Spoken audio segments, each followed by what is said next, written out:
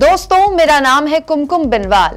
पिछले कई महीनों में मैं आपको दुनिया के कई अलग अलग संस्थाओं की चेतावनियों के बारे में विस्तार से बता चुकी हूं कि कैसे दुनिया में आने वाले 2-3 महीनों को लेकर खतरा जाहिर किया गया है और यह खतरा है मंदी का।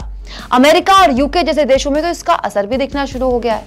दोस्तों, वर्ल्ड बैंक ने सितंबर महीने में ही दुनिया को चेता दिया था कि दुनिया भर के सेंट्रल बैंक जिस तेजी से ब्याज दरें बढ़ा रहे हैं, सिर्फ आरबीआई नहीं बढ़ा रहा, दुनिया भर के सेंट्रल बैंक बढ़ा रहे हैं क्योंकि महंगाई में सबको काबू करना है। उसकी वजह से अगले साल यानी कि 2023 में ग्लोबल अर्थव्यवस्था मंदी का शिकार हो सकती है। यही नहीं, अमेरिकी अखबार वॉल स्ट्रीट जर्नल के एक सर्वे के मुताबिक तो इकोनॉमिस्ट यानी कि अर्थशास्त्रियों ने अनुमान जाहिर किया है कि अमेरिका में अगले 1 साल में मंदी का असर दिखना शुरू हो जाएगा और बड़े स्तर पर नौकरियां जाएंगी। दोस्तों, मैं यहां पर बार बार अमेरिका का जिक्र इसीलिए कर रही हूं क्योंकि आप में से बहुत सारे लोगों को साल 2008 का वो मंजर याद होगा जब दुनिया भर में आर्थिक मंदी आई थी और उसकी शुरुआत भी उस वक्त अमेरिका से ही हुई थी, लेकिन बाद में उसकी जद में पूरी दुनिया आई थी, भारत भी आया था। हमारे यहाँ भी, क्योंकि मैं उस वक्त नई नई रिपोर्टर बनी थी, हमारे यहाँ भी उस साल कई लोगों की नौकरियां गई थी और जिनकी बची थी बहुत मुश्किल से बची थी। कई लोगों की सैलरी आधी कर दी गई थी और कई लोगों को उस साल बोनस भी नहीं मिला था। हम लोगों को उस साल बोनस नहीं मिला था नई नई नौकरी में। उसके बाद के 1.5-2 साल बहुत मुश्किल से कटे थे और बार बार ये कहा जाता था कि देखो इकोनॉमिक क्राइसिस है, इकोनॉमिक रिसेशन है, आर्थिक मंदी है। ये सुन सुनकर हमारे करीब 1.5-2 साल कटे। तो क्या फिर से भारत में वही हालात पैदा हो सकते हैं? दोस्तों, बिजनेस स्टैंडर्ड का ये आर्टिकल देखिए जिसमें भारत के 86 यानी कि 86% सीईओज ने माना है कि आने वाली मंदी कंपनियों की आमदनी 10% तक गिरा सकती है। इसी आर्टिकल की हेडलाइन ही बता रही है कि 66% भारत के सीईओज मान रहे हैं कि अगले साल आर्थिक मंदी आ सकती है।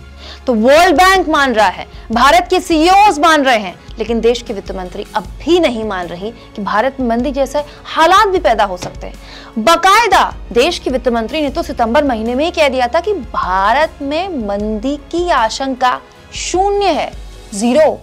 तो एक तरफ वित्त मंत्री ये बयान दे रही थी, दूसरी तरफ भारत के स्टार्टअप्स में मंदी का असर भी दिखना शुरू हो चुका है। देखिए, करीब 15,000 लोगों की नौकरियां इस साल स्टार्टअप्स में भारत में जा चुकी हैं। इसके पीछे बड़ी वजह मानी गई है फंडिंग की कमी। अगले 2-3 साल तक जानकार मानते हैं कि ये फंडिंग की कमी ऐसी ही रहेगी, या तो स्टार्टअप्स बड़े नहीं हो पाएंगे और अगर कैसी मुश्किल से सर्वाइव भी अगर कर गए तो नौकरियां जा सकती हैं स्टार्टअप्स में। और सुनिए, इस तिमाही में केवल 2 स्टार्टअप्स थे जो यूनिकॉर्न बन पाए। फिर भी वित्त मंत्री को लगता है कि भारत में मंदी आने की आशंका 0 है।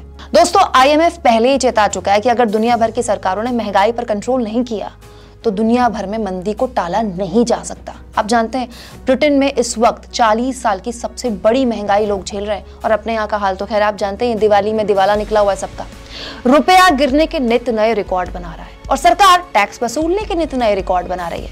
हालांकि रुपए के गिरने पर भी वित्त मंत्री कह चुकी है कि रुपया नहीं गिर रहा, डॉलर मजबूत हो रहा है। इन हालातों में उम्मीद कमी है कि सरकार की तरफ से कोई चेतावनी आएगी कि आर्थिक मंदी आने वाली है, जरा बच के रहिएगा।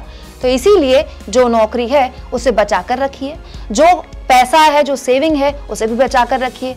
बड़े बड़े खर्चे अगर करने हैं तो उसे अभी कुछ महीनों के लिए टाल दीजिए क्योंकि आने वाला वक्त मुश्किलों भरा हो सकता है।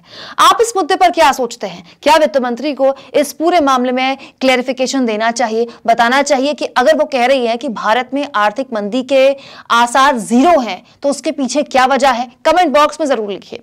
और दोस्तों, चैनल को ज्वाइन भी कीजिए, सब्सक्राइब भी कीजिए और हर वीडियो में दिए गए थैंक्स के ऑप्शन का भी इस्तेमाल कीजिए।